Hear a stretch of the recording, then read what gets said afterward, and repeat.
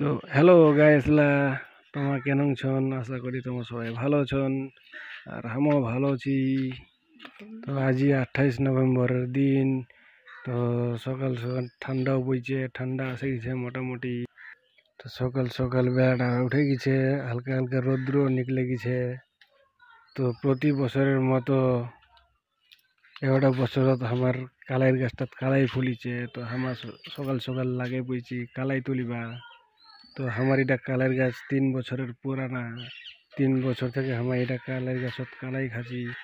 তো কালাইটা গাছটার নামটা যে কি রে, কোন কালাই কচ তখন তো কহনি রাহাল কালাই না কি কালাই কহ যায় আমার দেশি ভাষাত।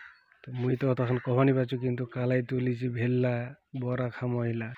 আর ইলা কালের বড়ালা খাইতে যে টেস্টি একদম। তোমার খাইছেন না নি? নি খাইলে তোমার ট্রাই করে দেখেন, সেই টেস্টি।